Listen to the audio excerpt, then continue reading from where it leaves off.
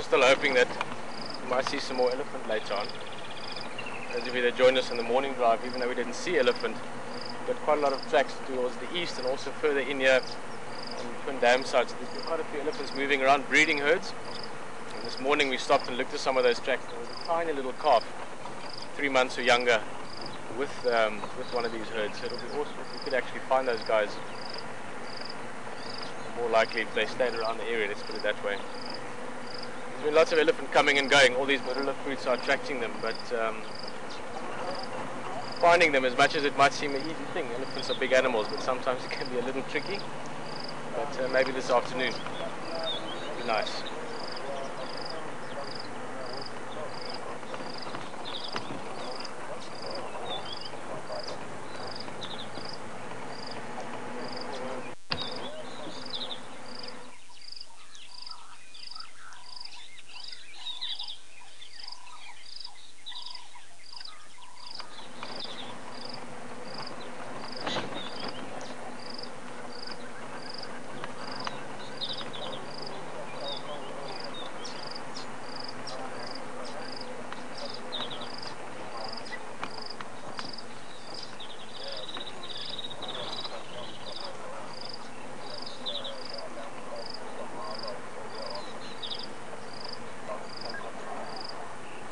Oh, look at this.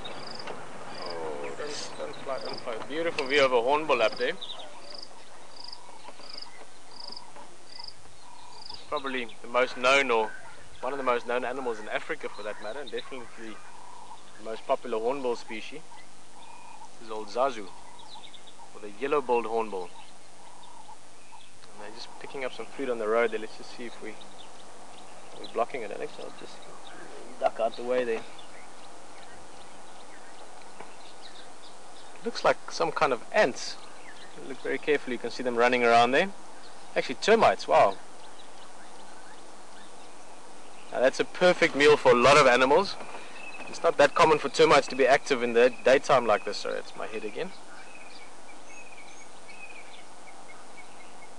Typically termites are more active at night, but obviously these guys are busy doing something.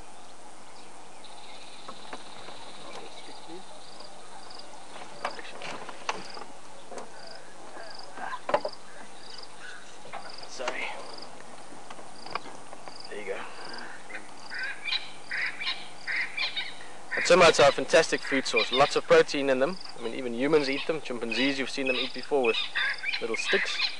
In the Kalahari, even things like leopard and lion will eat termites under good conditions.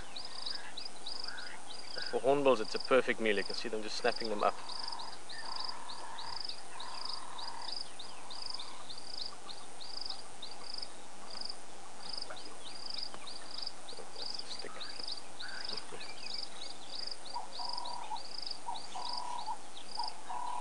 Very opportunistic birds, yellow-billed hornbills. There's actually a pair of them that are becoming quite the characters around camp at the moment. They spend a lot of time around the control room, sit outside on the window and play with themselves and fight with themselves and peck at the window at their own reflections. They're becoming very used to us. Alex, they're quite fun, those birds, eh? Yeah. Our camp characters, they're much friendlier than the monkeys. They don't make such a mess.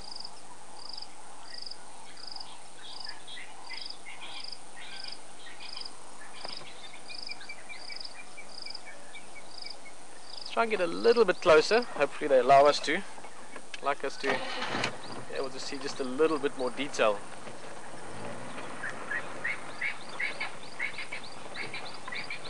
Let's try that again.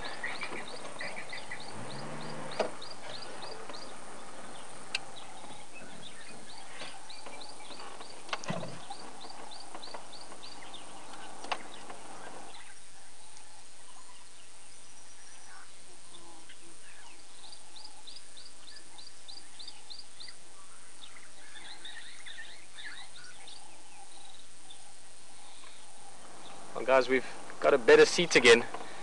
See us closely, we should be able to see a little bit more of those termites as well, especially, well, hopefully if they come out onto the road.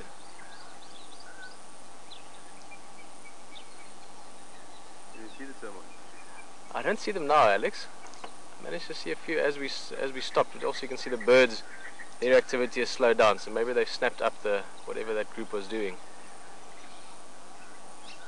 It was the most advanced termites in the world. They'd been studying for millions of years, and finally they sent a group of termites out to go and explore, to go figure things out, and the hornbills ate all of them. I think that's probably what happened. Or maybe not. Maybe it's just a lucky food source. Peter, go in. Go Jan. Oh, there's got something else. Grasshopper. Go Jan. I don't want to bother you, but I've got a question about the wild dogs that you've been talking about over the radio with the other guys. Yeah, Jan. Go.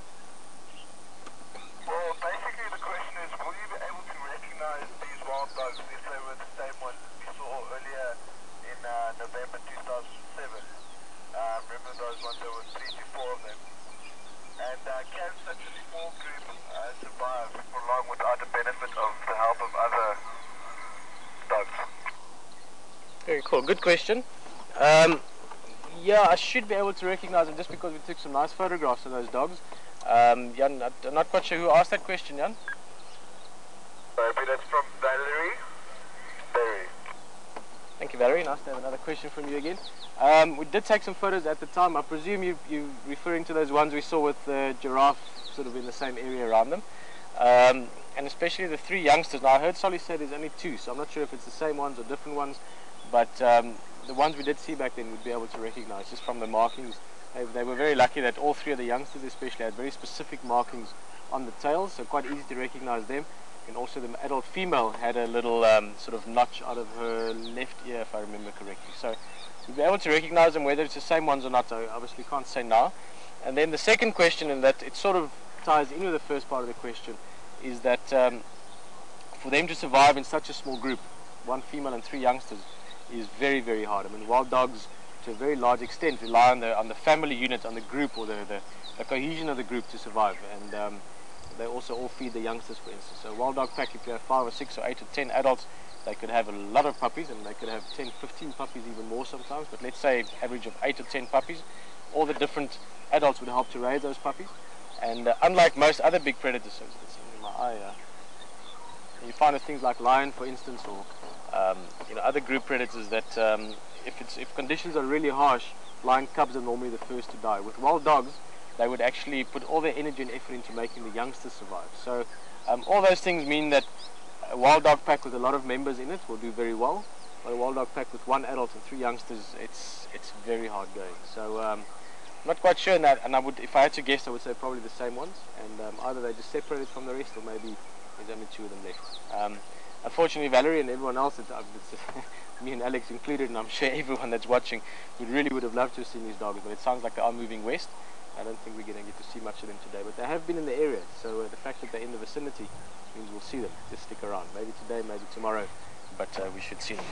Meantime, let's head back slightly in the direction of camp.